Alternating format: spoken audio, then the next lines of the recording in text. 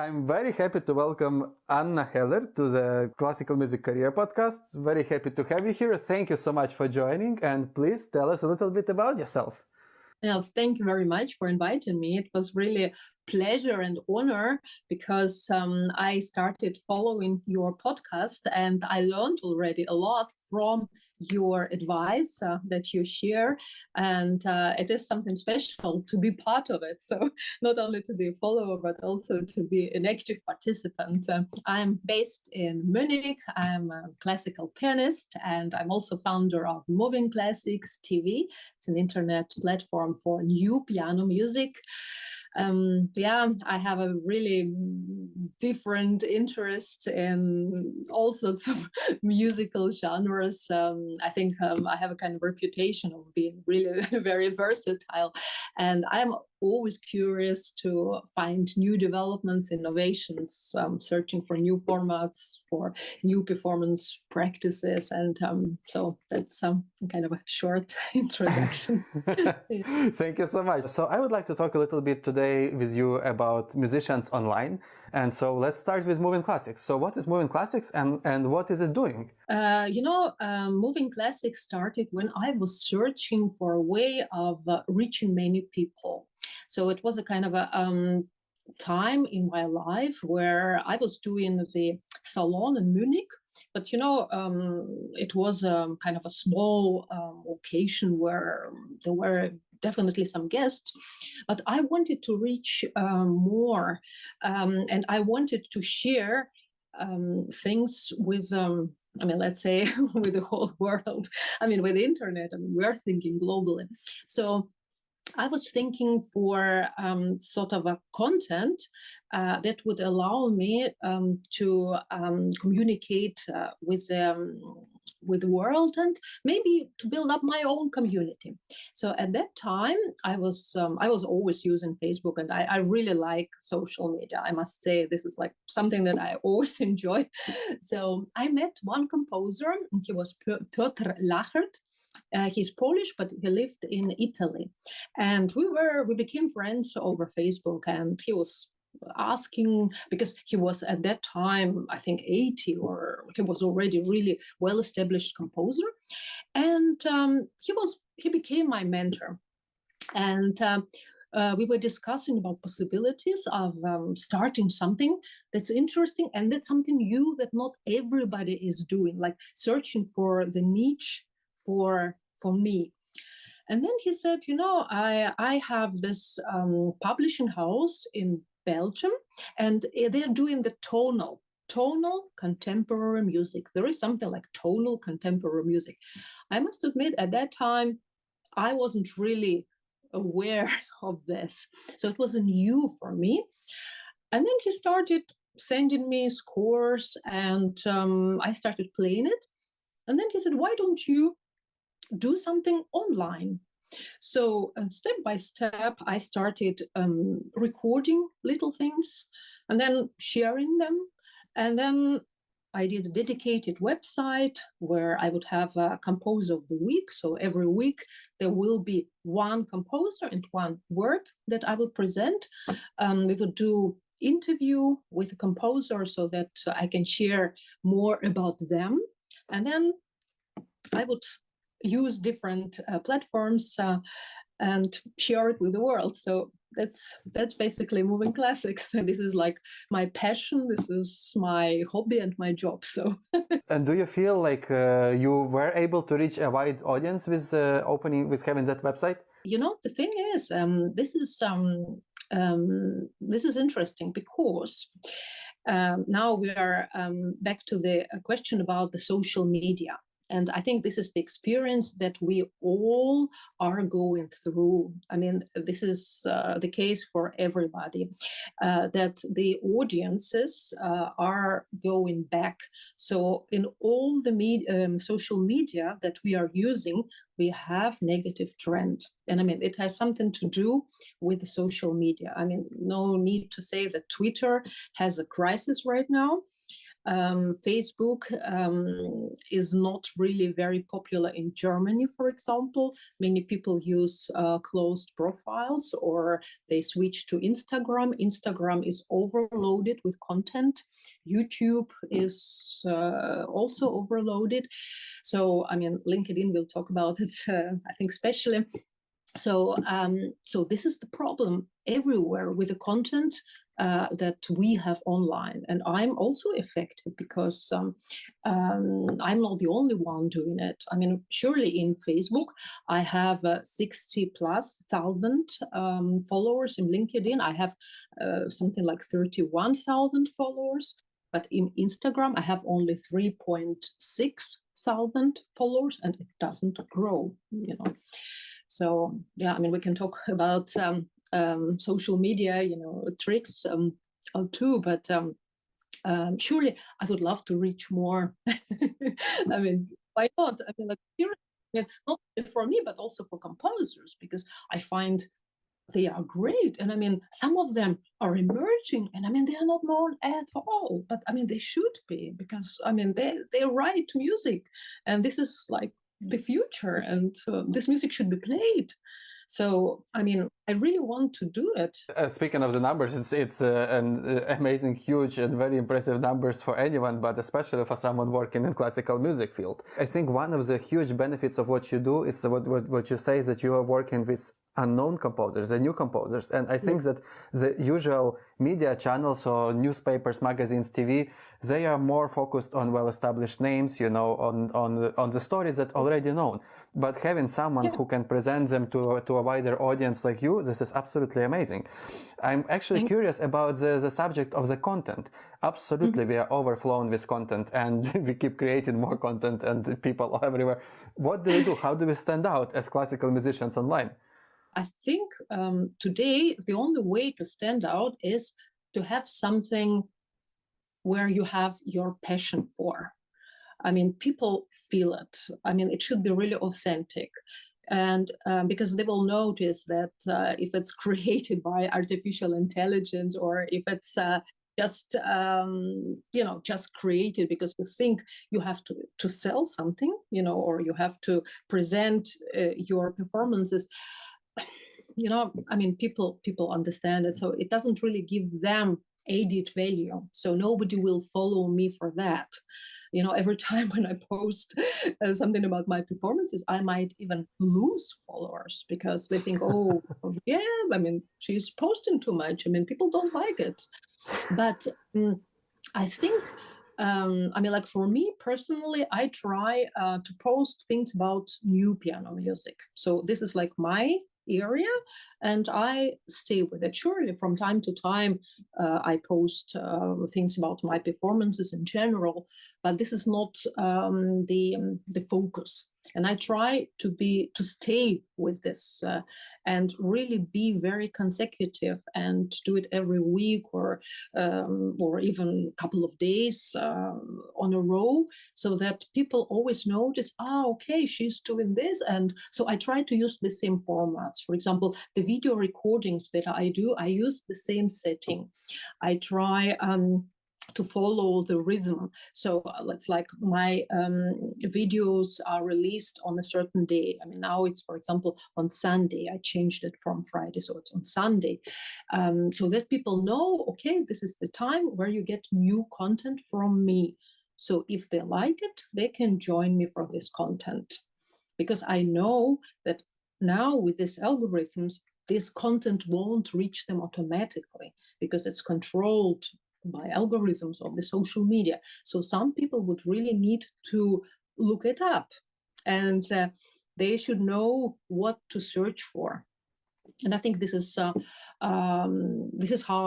we do. Because imagine I would be posting something about Chopin. I mean, surely I can do this, but then I should be an expert on Chopin, right? I mean, I should really kind of find something special, but I cannot post like 10 most famous piano pieces. I mean, again, I could, but then I would need to add something personal to them.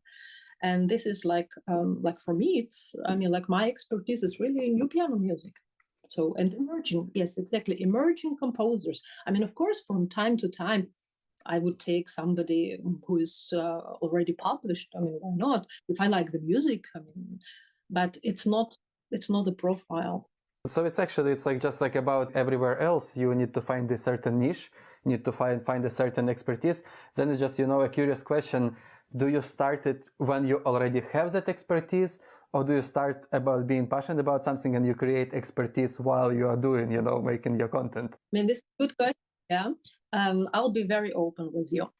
So I mean, like my character, or my that was really my profile. That when I was a little child, for example, and I mean, of course, I mean, I had this Russian piano school where I was, going through all this education process. Yeah, I loved just looking into the new music, and I wouldn't like practice the pieces that my teacher wanted me to. I would take books from my mom and I would just play all of them through, I mean, as I could. So and I love this, and I still love doing this. So that is like me, I can sight read everything, and I'm always very curious about new music. So when this idea came to me from Peter Lachert, I was new to this field. I mean, like literally, I knew nothing about new consonant music. Like seriously, I mean, really not. But because I could very quickly gain this expertise, I could really make it my own, you see. So basically it's both. I started from scratch, but it was part of my character to be able to do it. So it is like you don't need to wait to be an expert or a professional in something. You can, like, if first people have passions, they can also start and then go from there. So tell me, so far, what is the platforms that you're focusing the most of your efforts? I mean, I would say I try to use them all more or less with the same content. I mean, surely Twitter has its own limitations, but I use them all because it's easy. Once you have a post or you have content, you can share it everywhere. I mean, surely I differentiate because Facebook allows more fun or more personal information. Instagram is more picture or reel or video driven. And LinkedIn is really more like business, which means professional. So I try to follow the specifics of social media, but I try to really use them all. Why? Because I have the feeling that at the moment you cannot tell where your post will be successful, and they change. So they fluctuate, and there is something I have no control over. And I would say basically we all need something new where we would start from the scratch, you see. So I kind of personally think that Facebook will be fading out unless there is something happening there. So of course, I mean, I still have the most followers there, so this is my number one. But I really like LinkedIn. I find it very helpful, and it's also very international, and it has great features, and that's why I take it seriously. I'm quite new to LinkedIn. I'm starting to really enjoy this platform because I find that it has the most curated content from people who publish it. The content is more professional. It's just easier to find something useful there. As a musician, what do you do on LinkedIn as its professional business platform? I started using LinkedIn as I was, I think, one of the first musicians, because it was a long time ago. And at that time, there were not so many. And I still remember when I started posting my musical content, I got some complaints from other people who said to me, why do you post music? Music is entertainment, and it has nothing to do with this platform. I would always answer them back, and I would say, music is my profession. I'm a professional musician, so I'm using LinkedIn exactly as you do, as an accountant, but my content is music. And step by step, my community was growing, and I still remember the time where I could write these Pulse articles. And at that time, it was a new feature introduced by LinkedIn. And, when you use new features of any platform, they support you in spreading the word about you. So I was very lucky.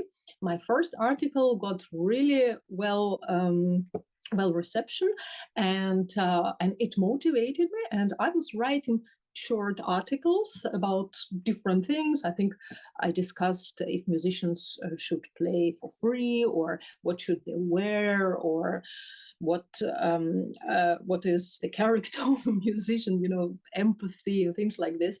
And I really got good feedback. But then this feature was slowly declining. So if you look at my articles, you will see this this trend. And then I stopped doing it because, well, it's saturated. So I am speaking about LinkedIn. There is one thing that I really like about it, and is this networking possibility. This is a huge database of all the information about different people. So you have their position, you have sometimes their email, or you can also send them inline mail.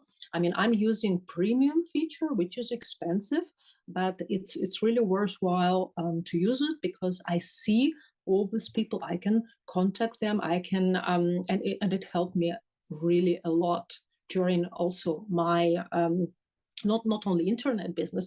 I mean, this is also something that you can use as a musician for your personal activities, because all the event managers are there. You have all the agencies, you have conductors, you have, I mean, you name it. So it's really very useful, I find. Yeah, absolutely. And I mean, when you get the possibility to contact someone who you're trying to reach, it's so hard to find someone's email. And when you write an email to an agency on their website, you do not know where it goes. Actually, Exactly. very, very interesting subject. So I think many of us are afraid to write this like cold messages, like we are afraid to write to people who we don't know.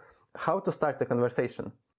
Yeah, exactly. I mean, this is something that you develop naturally. I mean, because I'm using it like every day, and I'm sending every day open messages, and I get messages from around the world. And I mean, of course, my channel is more or less known, so I'm getting every day like 5 messages from composers, and I try to answer them all. So that's why for me it's like no problem to answer back. And that's why I also take this freedom for me to write to conductors or to big managers and say, hello, I am Anna, or I am Anna Hella. Well, depending, because in Germany you have to be more formal perhaps. Well, I try to see how this person is, or the position. And then I just try to be very polite but brief, but I really want to be clear what I want from this person. So if I say, well, I would ask for your advice, then I get advice. And I mean, people do answer back. I mean, like, seriously, they do. I mean, if it's, they say no, but I mean, this is answer. I know for myself, so I started a web development agency last year. And of course, as any agency, we need to write cold messages and cold emails. And the first few times, it was so much stress for me. And also every no reply, I was taking it so personally. But at the same time, you need to know that, like, if you have a goal, and if your goal is good, and if you need to find answers, it's fine to write many people, be polite, be brief, and tell to the point what it is that you need. And then in the end, that's the pleasure of the internet, that you don't only contact one person, you can contact hundreds people potentially. Yeah, absolutely, yeah. And I think this is also kind of a mindset, because you really have to realize that there is statistics behind, which means that in order to get like one reply, you might need to write 100 mails. I mean, I'm just saying. Absolutely, and that's why knowing those friends of mine, musicians who are saying like, oh, I wrote to these 3 agencies and they didn't reply, and I'm thinking like, yeah, probably like 300 would work in that direction. Yeah, and I mean some agencies or some event managers, they are honest and they say, I'm getting like 40 mails every day. So yeah, I mean I got your letter, but you know, and then we're back to the previous, speaking about what makes you special, why you and not you, So yeah, that's a question of strategy, or like why are you unique, which makes it a little bit more difficult, because I mean you really need to know why you. How do you suggest, like, how do we look at that part? So how to find your own uniqueness? Because I think it's clear that we all as persons, we are unique, but how do you find it and transfer it to music? Yeah, and I mean I know there is also a big dilemma because I mean we musicians, we are all very individual, right? I mean we also feel ourselves very special in a way, and I mean we really should, because especially when you perform and you have all this stress of the negative feedback that's possible, or all this competition that's out there. I mean if you don't feel your unique self, you just don't do it, you won't survive, because the business is so hard. I mean it's like really really hard, and it requires a lot of mental work. But first, as you said, I think the prerequisite is really understanding what makes your own self, which means that you are really clear about your strength and your weaknesses, and you try to concentrate on your strength, because I mean surely you should work on your weaknesses, but there's like no way you can bring them up to the level because the others perhaps are here. So which requires certain maturity. Yeah. And how to find this unique self, I mean this is really big gift, that you have somebody who is a mentor, right? But not everybody has this, and even like getting advice from people is also something dangerous, because at the end of the day it's you and you are alone. I mean if you are a musician like pianist, for example, I mean basically we are like solo musicians. And I mean speaking about your question, maybe I'm still searching for my persona, because I try to kind of get to the next level. And I mean, we all try to get, when we reach a certain level, we want to go to the next level. But to get to the next level, the higher you get, the more difficult it gets, which means that I need even more clarity. So this year, for example, I took for my personal development, because I really want to make it even more precise, because still for some people, it's not clear, my profile, you see. So I guess this is really challenge number one for everybody, and for me too. Yeah, Yeah. I mean, like just a few days ago, I was talking with one violist from the States, and he's just recently started his career coaching company. And it was interesting to hear from him that one of the first things that he as a coach focuses on is finding that unique story that the musician who comes to him has to offer. Yes, so like it's one of the most important for him, it's to find that uniqueness in each person, in each musician. And this is something that for me as a student, okay, I played double bass, so I never had any hopes for a solo career, but at the same time, so for me, I'm coming from Ukrainian school of music playing, so the only thing that I knew is practicing, and to get better, you practice. To reach anything, you practice.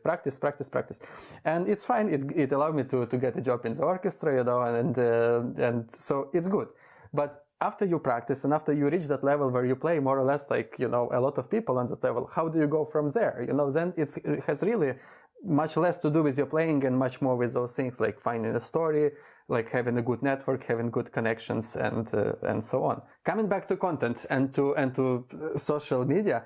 So, How do you stay, because you are consistently, every week you publish a new video, you publish on all the social media, how to stay consistent and how to create this kind of content creation machine around you?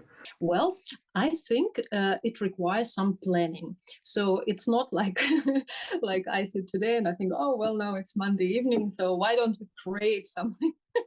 I mean, surely I can do this, and I mean, one should do this because this is being spontaneous. It's perhaps something that I should work on, but it's not what we are talking about. I have the plan for the whole year. So I know already all the composers and all the pieces that I have in my pipeline. So basically, it's very methodical. So I take time, I choose, I select, and I always do things ahead. And I'm really like perhaps 6 months ahead. So that's why I have this all this content prefabricated. So that's why it allows me to have also things like, for example, I mean, like for me, for my performance practice, I'm also somebody who really likes jumping in for, you know, sometimes people are sick, but I really love doing this. And I mean, because I can play from, you know, prima vista, and so for me, I mean, you call me and say, do you want to play tonight? I say always yes if I can. So that's why, yeah, which requires for me to have certain flexibility and to kind of be well balanced in my life and in my professional life. I need this kind of a preparation. So I always plan things. So I kind of write down, I think, okay, well, I mean, next week, for example, I want to post about this and that. I mean, of course, I mean, I have like my constant posts that are continuing, and perhaps there are some topics. And so, but I already more or less know well ahead. And I think like for musicians, the timing, or, you know, the time management is really the basis for their work, because otherwise it's you know, how can you survive? Like seriously, I mean, it's a challenge number one, but it's also the prerequisite number one.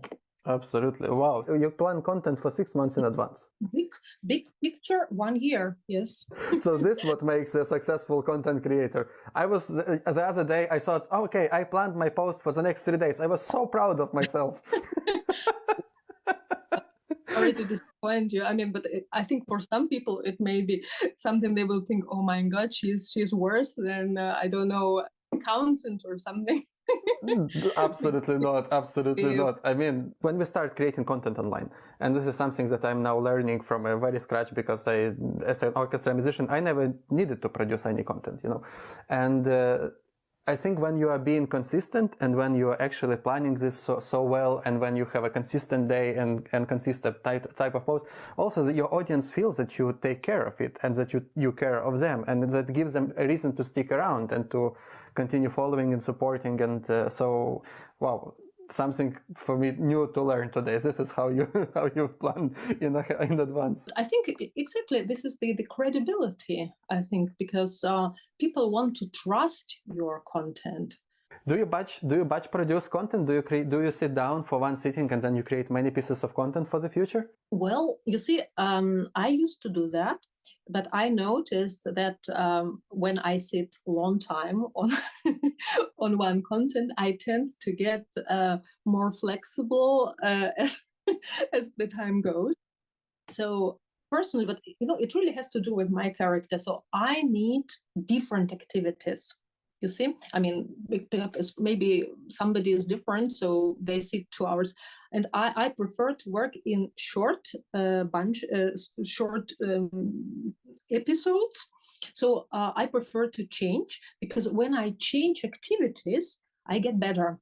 And if I mean, it refers to everything. When I practice, I mean, I start practicing like really with bar, and like the 3rd hour, I'm just playing through, you know, like seriously, I mean, as I can, which is, and the same with the content. So that's why I know this. And when I notice, oh, I am on the stage where I'm just, oh, okay, well, it's good, I like it. So I stop and I put it aside, do something different, and come back and produce it. I mean, surely it's better to have batch content, but you still need some room for spontaneously, because I mean, you really want also to react to the things that are happening, you know. So this is also the trade-off, you know.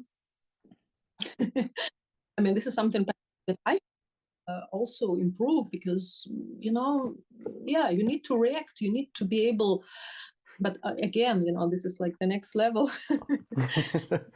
Yeah, no, and also, first of all, we are still, with everything that we do, we are still, first of all, musicians, and most priority goes to playing the live concerts and live events. Yeah, and I mean, it's true, and I mean, we need time for personal development, and I really want to learn new pieces, and I mean, I want to improve my technique, and I mean, I really have many things to do. So yeah, so that's why I completely agree with you. This is like the priority, and the rest is really what we can do. Yeah. With your experience in all of these platforms, and also over the years of being a content creator, and it takes so much time and so much effort and consistency and everything. So what are actual benefits for a musician to be a content creator online? This is I thought you will ask this question, and I was thinking about it. I took it really seriously, even without knowing you or knowing that you will ask this question. I asked this question myself. And if I may add something to your question, I will make it even more complicated, because now we are speaking, it's like one way, you know, like I am creating and I'm sending everything, and I'm really like producing a huge deluge in all the social media. But imagine there is the other side. There are people out there, and they are getting all this content from me again and again and again. So basically, when I create my content, I want some feedback. Yeah, I want views, I want likes, I want comments. So now we are back to the question about the benefits. So the question number one, like, why am I doing this? I mean, is it like I'm just sending, and once it's posted, I just shut down my computer and go and relax? But it's not the case, because we want to get something back from it, because it's really the input. It's part of our life. We take it seriously, and I think it's absolutely natural that we want to have something back. Speaking about what do you get back?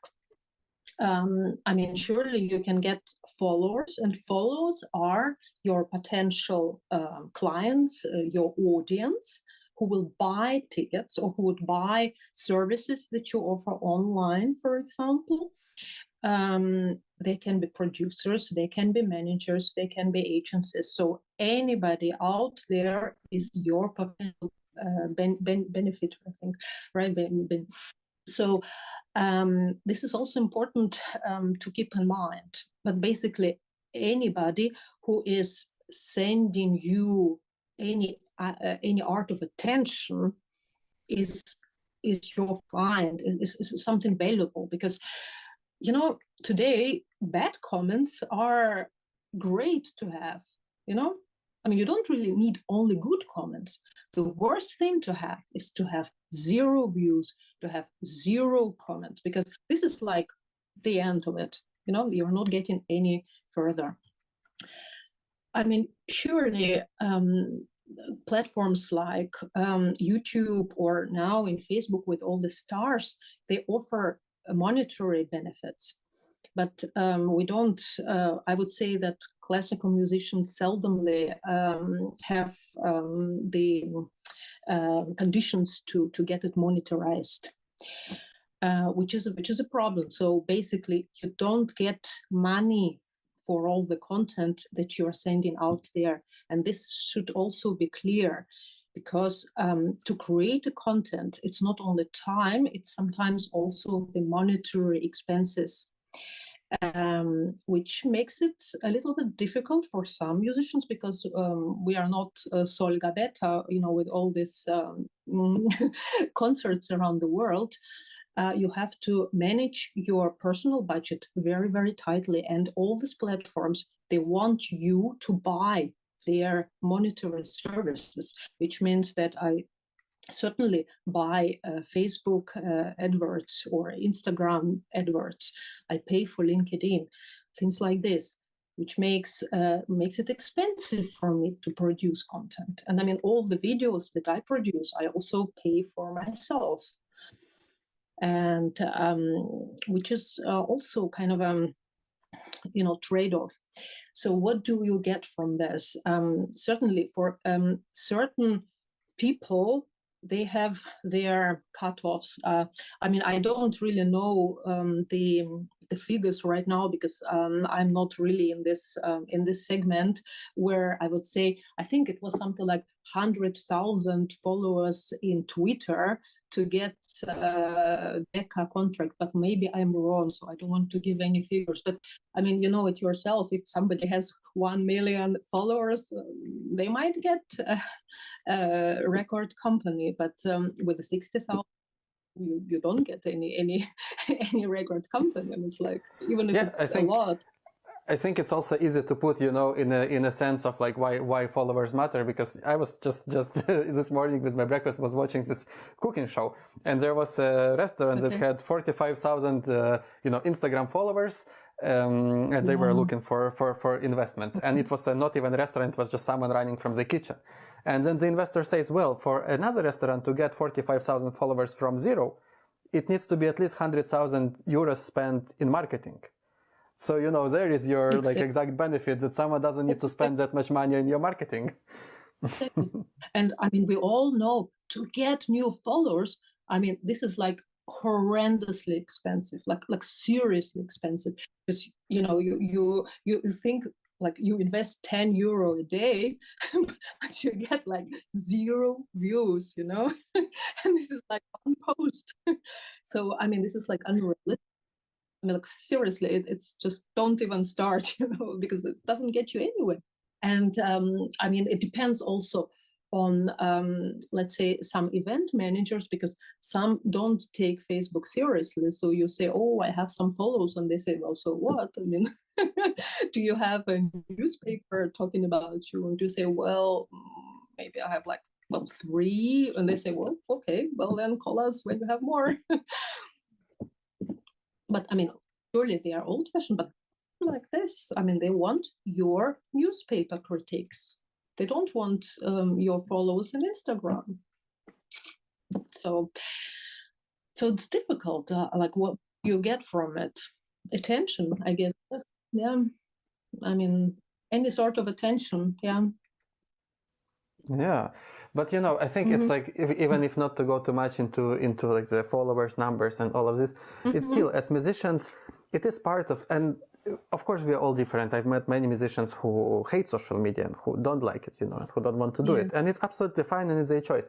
And if you just want to be on stage and only communicate with the audience through your music and being with the instrument of singing, it's also fine. But at the same time, just the social media and any of this gives us so much bigger opportunity to talk to our audiences and to bring them something to their life that otherwise someone would not. And it's not that the content is, of course, there is so much of everything, and it's so hard to be, unique in that way. But at the same time, you might find just those words that reach someone. On one of the previous episodes, we talked with someone, and I said that also, when it's exactly what you say, that the content is not just something that you push out into the world and you forget about it. It's the people who receive it. And I think this is one of the most important things for us as musicians to think, is that social media and internet gives us the opportunity to share our knowledge and our experience and our expertise with people who would otherwise not have opportunity to do so, to get this. Absolutely. Because not everyone can study in Juilliard, and not everyone can be in London, and so yeah.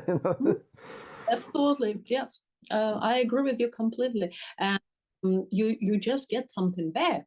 I mean, this is really the energy that you receive, and you also get all this love of your followers, and it motivates you. And I mean, they also give you feedback, and it can be very constructive feedback. So I mean, I really love creating content on social media, and I would always look for interesting content for me, because there are some musicians whom I follow, and I find it also very enriching.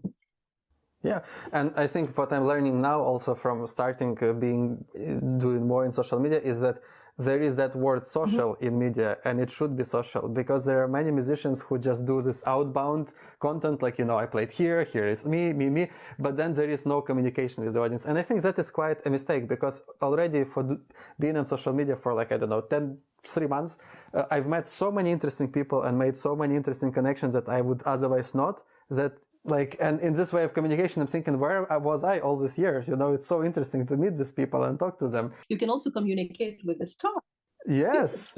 Yeah. Absolutely. and try to get to those stars after the concert backstage. Whoop. So Anna, tell me, so through your experience, what do people like the most? So you probably see it all in the analytics and statistics. What kind of content works the best? I mean, I talk only about myself, so I can talk about because I know that there are different kinds of content that people like even better. But people like opinions. I mean, people really like to hear what I have to say, not something like general truths about about music. It's the content that gets the best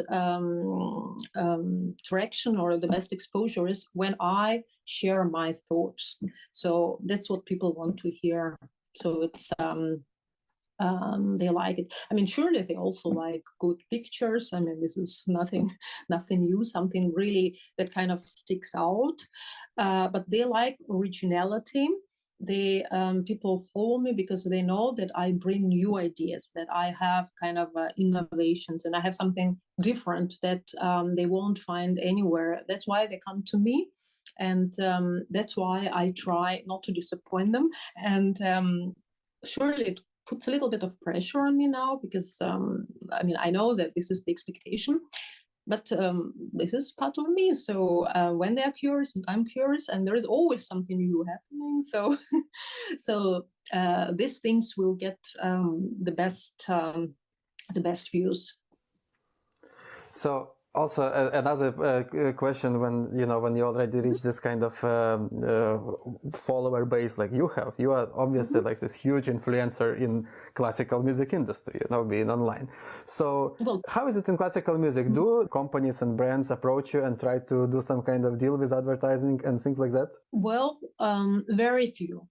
Very few. I had some, but they wouldn't really fit into this classical music business, because I also look at the benefits. What should it bring? I would say it's more the other way around, that I try to reach to them and I try to search for product placements, but not the other way around. I think you really need to be bigger so that you get more interesting suggestions. It's interesting, because I would have somehow imagined, that there are not that many like classical musicians who are producing like a consistent content that has a subject, that has a core, that has an idea. Like I see a lot of people who are like on Instagram with a lot of followers, and a lot of those that content is very nice reels just from a bedroom, practice sessions, things like that, but which obviously works. However, for me it's hard to see like what kind of extra benefit you get, from this kind of content. Just like it's, and especially when it's all the same. So I would have imagined that something like No, unfortunately not. No, but I try to reach out to them. So this is something that I really believe in synergies, and I think today you cannot really succeed alone. I think this is also the trademark of our times, that you can succeed only when you are integrated into the network, or you are integrated into the chain of different people. So I mean, I'm all for cooperations, like seriously. I mean, I find it's very beneficial for both. And but I don't know, maybe it has to do with the visibility, How do you deal with negative comments online? Oh yes. I have for the moment, I really even have a big dilemma myself, because I got, like last week, a negative comment myself, and I have problem relating to them. And usually, I mean, put it this way, I'm not 20, so I can filter things, but it still requires some work. I mean, if I were 25, I think I would stop playing, like seriously, because it does hurt me. I'm Leo, from the horoscope, and somehow I really like. It's not like I'm perfectionist, but I mean I like getting, at least what, if I can understand your critic or feedback, I accept it.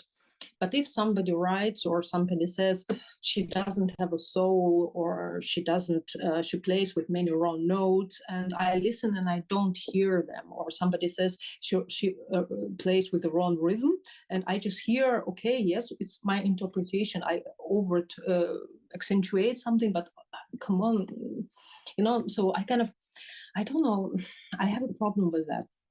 I would say, I mean, the best is if you can just ignore them, because but if you have a troll, and I mean I used to have some trolls, but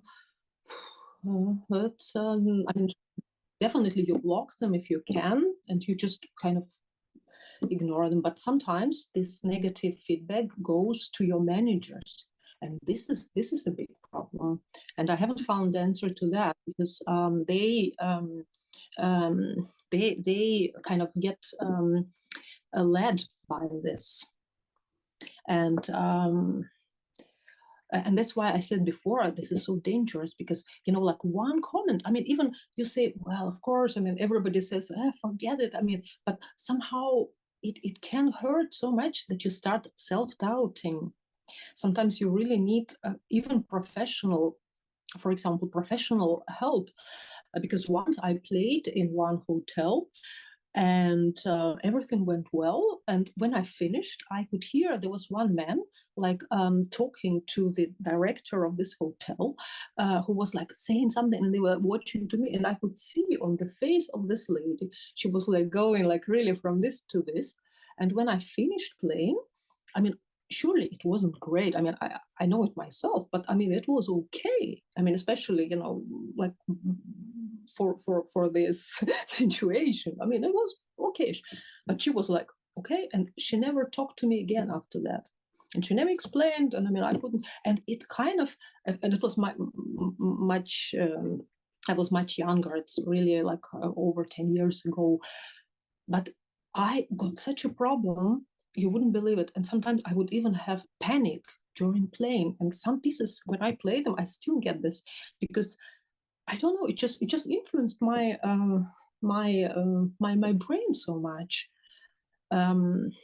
So, and I really went to different coaches and consultants, so that they helped me to deal with that. I mean, it's like little trauma that you get, and you need to kind of filter it again, you see. Yeah, So it's interesting. I really liked it, what you said about creating a persona, because it's something that I've been also thinking now, since also being more on social media. And we talked about it with one manager on one of the previous episodes, and he said that there is nothing wrong with creating a persona, that of course we need to be authentic and we need to be ourselves and be honest with, but at the same time we do need to create this stage presence or social media presence, which can be a little bit separate. And maybe that allows you not to take things so personally, because then when someone gives you a comment, on your YouTube or on your Facebook, you're like, well, it's about this persona, it's not me, it doesn't go. Yeah. So very, very clear thought. I like it. Yes. I mean, I haven't articulated, but exactly. Yes. It's your protection. Yes. And you need a lot of protection, because you see, there are so many people out there, and I mean, like, have you thought about the competition? I mean, like, not everybody is really very, I mean, nobody talks about it, but I mean, this is all these movies, about the pianist putting the glass in your gloves. I mean, it happened to me, when I was in Russia, people put things like this, and try to destroy, I mean, it's from my life, when you go on stage and they destroy they put something between the keys, or something, or they do the psychological tricks. For example, you are about to go to compete on stage, right? And the competitor comes and sits down and says, what are you playing tonight? You play, I don't know, Fantasia Schumann. Yeah. Have you thought in the middle, there is this figure there and there?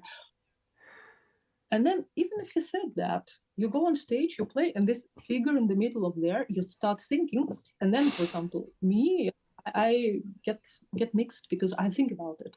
Or there is something like, you cannot play by heart, or something, it's way too difficult. Simple things, and you say, but I mean, this piece is not for competition. And things like this, and all the psychological tricks. And today it's even much easier, because all you need to do, you just write some feedback online and everybody reads it. I mean, you can create different sounds, so dangerous, that's why we need as musicians really kind of a stable mind in order to deal with that, to understand the motivation behind the bad critique, because I mean, why would I write bad critic? Like, seriously, why? Like, I don't have time for it. I mean, if something I don't with something, then I just, I turn it on, off. But I would never spend time sitting and writing feedback. It's, I think you need to understand when you are online and when you are reading this bad feedback about yourself, you need to think like how sad is the person on the other side of the screen who takes the time of the day to write these words. We should be just sorry for them, not taking it personally. It's like interesting, just the point about the self-doubt that can be by other people. When I was a student in school, there was a colleague or a friend of mine, a very close friend of mine, who once said to me, "Hey, you play nice bass, but you don't have sound. Like, you don't have a big sound." Yes, and I took it so much to heart. So I've been like trying to play louder and louder and louder. And then at some point, like 8 years later, I thought, but like, or someone told me like, but man, why do you play so loud? And I realized that I have this huge sound, and that my whole life I've been like just not for this 8 years I've been just pushing because one person said one comment, no one else ever said it. But sometimes it's just one comment that kind of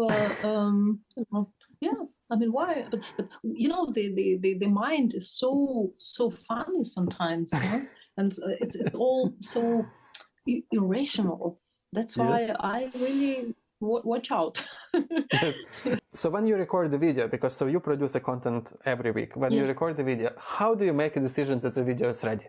I mean, I do it also a little bit pragmatic because I play all these pieces that I always do it in batch, so I kind of book a day, for recording. So I practice at home, and then of course I allow time for pieces to grow, but then there is a deadline. Surely if I notice that the piece is not ready, I would just switch, because I mean there are so many, and I have a kind of difficult system of which piece is ready. But during recording, they are not edited. You see, it's live recording. So that's why I sometimes, yes, I do have raw notes there, but it's live. It's not edited, because I mean, for Spotify, for my albums, it's really professional recording with all the cut and slices. But my YouTube videos, they are not cut, and I live with it, because for me, maybe you should see it as a kind of maybe I should also name it differently. It's like readings. It's not concert performance, and it's not my aim. It's not my trailer for acquiring concerts. And some pieces are not for concert either. They're just readings. They are presentations. They are interpretations. Yeah. So, and I think this is absolutely amazing.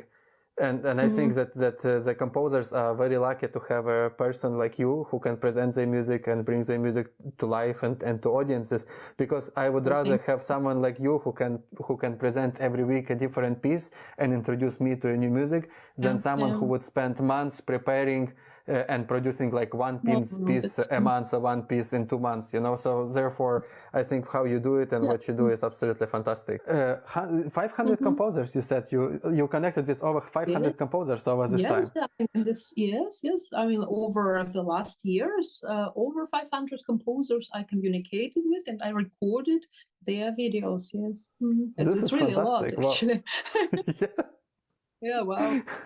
Yeah, but well, yeah. I mean, it was really a lot of work. I mean, but it's really interesting because they are really so different. How do you find the people that you want to showcase on your Yeah. Moving Classics Well, TV? I mean, like, to be honest, now I don't find them at all because because either they send me the information or I have already them in my in my pipeline, and I just cannot really record them all. I mean, this is my big wish. I would like to do more. You see, because I feel also kind of obligation toward them. I mean, perhaps it sounds a little bit crazy, but I find, like, because I know it myself, when I apply and I get like rejections or I get no answer, it kind of hurts. And I really don't like this at all. So I try to answer everybody, but I cannot record or play everything. I mean, certainly there is some music that it's just not mine. I mean, okay, this is one thing, but there is music that is mine, but I don't have capacity. And this really hurts too, because I would love to do this. But in order to do this, I would really need some kind of a framework. Yeah. So to your question, I mean, like before I would listen to YouTube, I would listen to Spotify. And I mean, I do it today. When I notice something, I write down and I go back, or somebody gives me a tip. There are so many possibilities. You have all these wonderful groups, you have communities. I mean, the information is out there. The problem is we have too much information. And how to process this information and to kind of get the information that is important for me. You see, and I mean, of course, I tried to play the music that's kind of more or less fits into our time. So I'm not a musical critic or somebody who is deciding, okay, this is good piece of music and this is not. I really tried to show everything. Yeah, so I really don't go into this quality thing, and but still, to decide what to play and what to record, this is like really essential. From your experience as someone who is getting this information and needs to make a decision, what makes an interesting pitch? There are two things. First thing, I always play a music through. When I get it, this is really something that I always do, even when I don't have time. But I do play all music that I get. It should kind of because it's internet, yeah. So I kind of see if the piece strikes to me the first time I play and listen to it.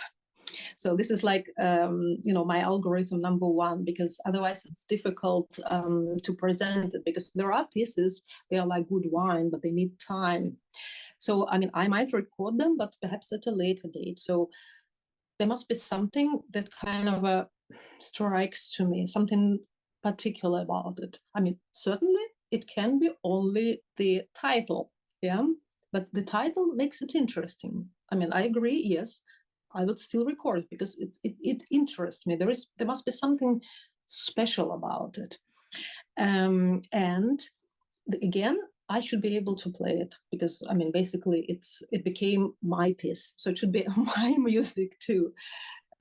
So that's why I perhaps don't play particular style of music, but I mean, that's that's my channel after all. So This is amazing. I love that you said that you play it all through. This is so impressive. yes, And yes, I do. Yeah, even if I cannot, I still try. It's I sang absolutely fantastic.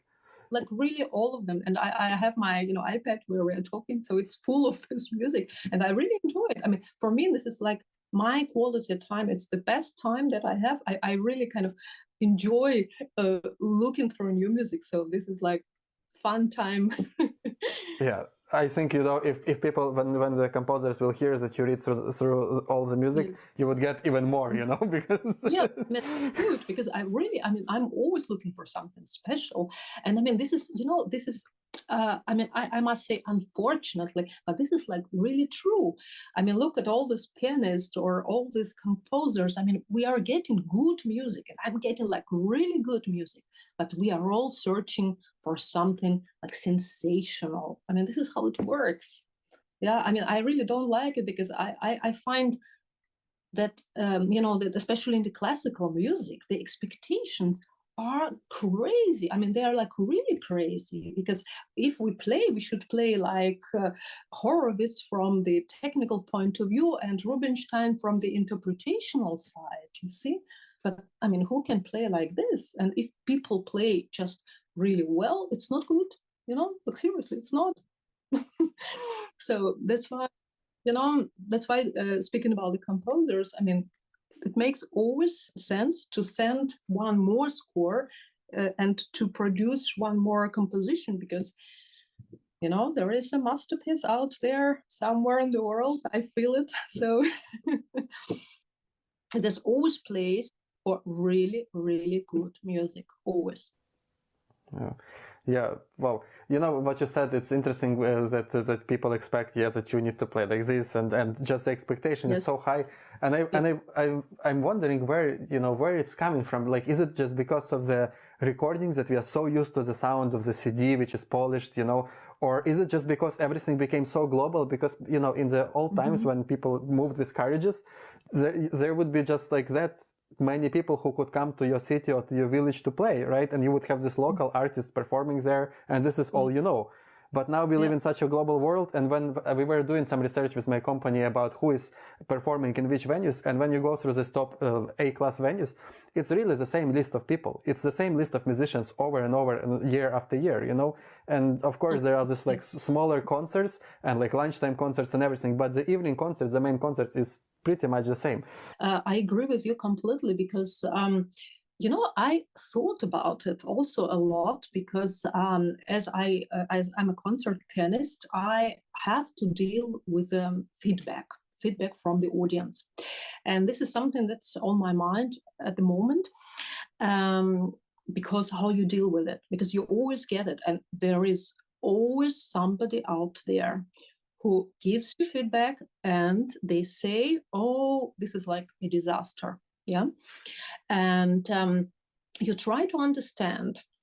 And I personally think that the problem is exactly the availability of the music. And many people out there, they are sitting with earplugs the whole day long. And I mean, of course, they are passionate about piano music, for example. And I mean, they listen and listen and listen. And it happens to me too. For example, it's really funny, actually. I got so in love with Horowitz.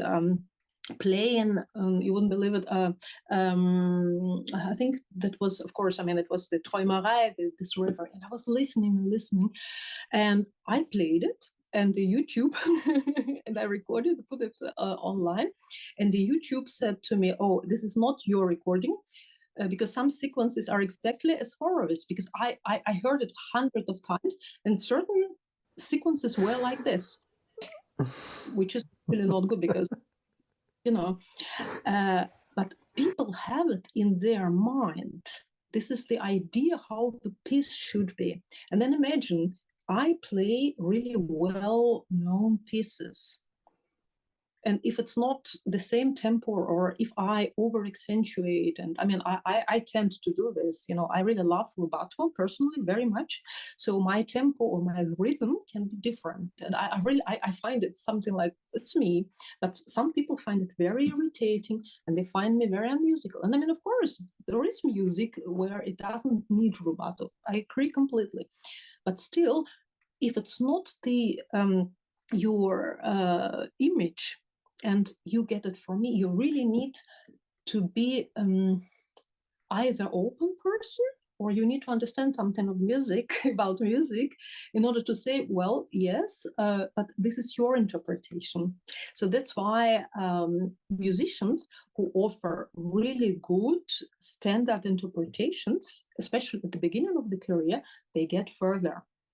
I mean, at a certain level of your career, you can allow yourself to be unique and specific, and you can play something totally different. People will accept it, but at the beginning, they won't accept it. You'll get just bad critic, yeah, which is a problem, I think. And it's also for me, when I learn piece and I listen, it influences me. But in this sense, it's like I feel that probably it's almost it's liberating, right, to play new music that no one heard before. Absolutely, yes. And I mean, personally, I am all for freedom. I really don't like the standard interpretations, which is sometimes really harmful for me, because there are some venues and there are some concerts where people expect exactly what they expect. Yeah, and that's why I prefer to be the first to play something, because there is no prejudgment, and I don't like standard judgments, So, but again, it's a question of character. I mean, sometimes it can be very helpful to listen to interpretation and learn from it. But I would always say I prefer to listen to several and then choose my own. But I mean, of course, we are influenced by all these famous interpretations, which makes our playing not original. And then again, you should be genius yourself in order to repeat the playing of genius. But yeah, but at the same time, music, it's not as exponent in a museum which lies under glass and everyone can come and visit it and appreciate it. You still need someone to perform music in order for it to be alive. So I would say that whether we are geniuses or not, if we like playing music, we should continue playing it. Absolutely, yes. And I mean, and there should be the danger of live music. I think this is the major point. That's why I think the concerts should be, I would say, I mean, personally, if it were ideal world that I certainly would love to have, musicians should experiment more. They should really try many different things, like new repertoire, and just play around notes, play different pieces, but just try them out with the audience. Why should you always play the repertoire that you already played 15 times in smaller venues, and then you bring it to Munich or London or Berlin? I mean, of course, I mean, I understand now why. Yeah, but I mean, it shouldn't be like this. The audience should be kind of hungry for the danger of new things. I mean, they should be really thirsty for this. I think there should be audience out there for this kind of performances, and not the standard performance, that you can play in the middle of the night, and this is so automatic that you can really, I don't know, read newspaper at the same time as a pianist. I mean, interested personally, I'm not interested in these performances, I mean, as audience, because I mean, of course, I know I can play it, but it's like there's no danger, there's no life, it's just repetition. This is it's not interpretation, isn't? Because I absolutely agree. Is lively, it's something fresh, it's something that appears, but when you have it automatic in your fingers, sorry, this is the reproduction. Well, but I'm completely agree with you. It is those concerts where you feel a little bit of danger, like that's when something exciting happens. And I think that energy, it transmits.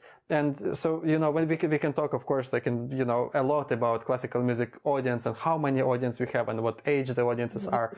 But I think part of that is on event organizers and program planners and on musicians, because we often just do not create this kind of special events that make people excited, that make people experience something special. We just often reproduce music that's been written by geniuses, and we have a certain way to make it. And so we definitely need to look for new formats. Speaking of concerts, actually, I saw a question on your LinkedIn profile. So Yes. Online concerts. Did you do online concerts during the COVID, before COVID?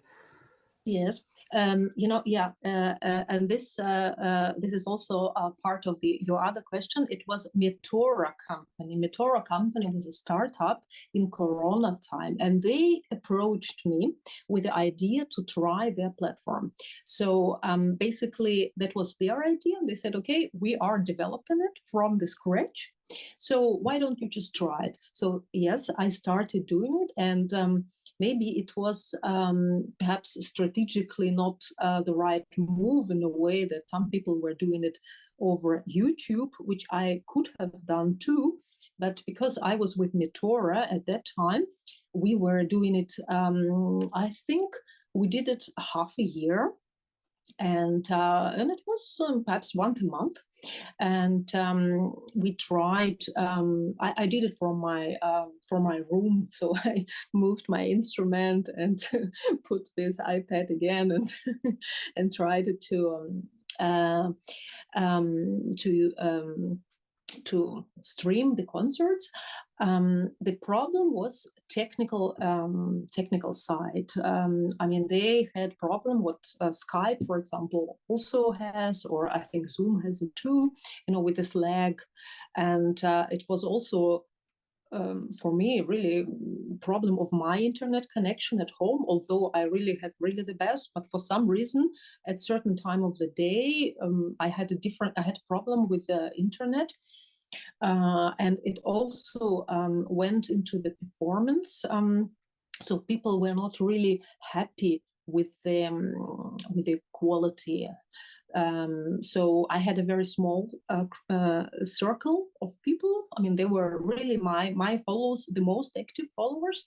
But I stopped afterwards, and Metora stopped existing anyway because, well, unfortunately, yes. And I kind of decided not to do it again because of the simple reason. I mean, in order to do it, I need some technical equipment.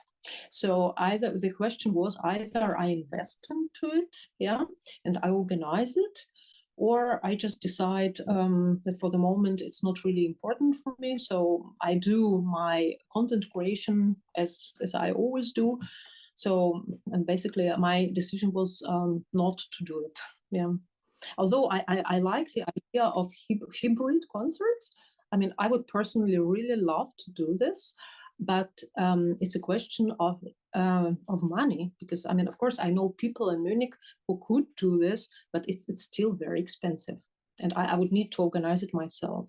So, well, for the moment, um, I mean, I do believe that it's a good idea. And personally, I watch some concerts from different halls from time to time. Although I must admit, I never really watch them online as the concerts take place. I always watch them when I can. So again, which makes basically no difference if it's pre-recorded or if it's just really streamed. So Yes, this is, actually also interesting point about watching online concerts. Just some days ago, my friend sent me a link. They were like, "Oh, we are performing here. Here is the link." And I sat down in the evening. I watched the concert, and I was thinking, if it was just a stranger's concert popping up somewhere on Facebook, I would have never watched it. I would have never done this. And this is exactly the point of social media. You develop relationships with your audience, you build this engagement, and people start feeling like you as a friend. So then the moment when you have that concert streaming and you have these followers who feel like you as a friend, they would actually watch it, but not just some strangers who simply follow you. Yeah, absolutely. I mean, I agree. Yes, because it's like being with you at this time. So there is something specific or something special about this time. But if it's like somebody, a star performing out there, I am star at home too. So I decided I watch it, yeah, right? Yes, absolutely. So, if you could, give advice to young musicians Yes. who are developing their careers and who are thinking Yes. about social media, content creation, and being active online as well as offline, what would be your recommendations and suggestions to them? Yeah. Well, first of all, draw a line between your personal life, so to say, as you could show. You shouldn't, really, you shouldn't, because I mean, internet is such a dangerous place. I mean, we're speaking now. I'm talking like as if I am like 100 years old, but I mean, okay, I am older, so yes, I would really warn all the young musicians who start, because especially perhaps I mean, we musicians, we are really very fragile. I mean, we should be, we're very sensitive. This is part of our nature. That's why we should also watch our feelings. We should protect ourselves. There are so many people out there, you don't know them. And I mean, like, I mean, it sounds really a little bit trivial, but the world is dangerous. And so you need to create persona. Yeah. So this is the public person. Yeah. And this is the person who is out there. I mean, if you really want to have private account, you do your private account, but you really differentiate between your virtual life and your I mean, professional life and your private life. Private life remains always private. And I would always decide for online presence, because today it's just it's not like, do I want to have it or not? I mean, you have to have it, period. And you really should have it. And it helps you because it gives you clarity about yourself. It helps you for your career. You know what you do. You know how you develop yourself. You see what are your weaknesses. You get reaction. I mean, it brings many positive things. So there's always positive, but you have to manage it with care. Don't overdo it. Just find your balance, what you can manage with your resources that you have, because it's all individual. We all have different situations. We all have different times, because I mean, I know some musicians have to have day jobs or occasional jobs to finance their great pictures. And don't get discouraged by the competition, because I mean, like today, to be a musician, you always look like a model. And I mean, how do you manage it? I mean, you go to a professional photographer who does really wonderful makeup and all these Photoshop pictures. But at the beginning, you think, wow, how can I do this? But I mean, you can do it, but you really have to take care of it. And you have to kind of make a plan, what you want to achieve, and do it really step by step, because life is long, and you have a long way to go, and just start today. I think that's my advice. I think I talk too much, as I always do, but Thank you. This is absolutely great advice and a great conversation. Anna, thank you so much for joining. It was a pleasure talking to you, and so much great information and great insights, and I appreciate being here. And thank you so much. And everyone, please go and check out what Anna does, and follow Moving Classics, Facebook, Instagram, LinkedIn, and see all the great things that Anna does. Thank you, Anna. Thank you.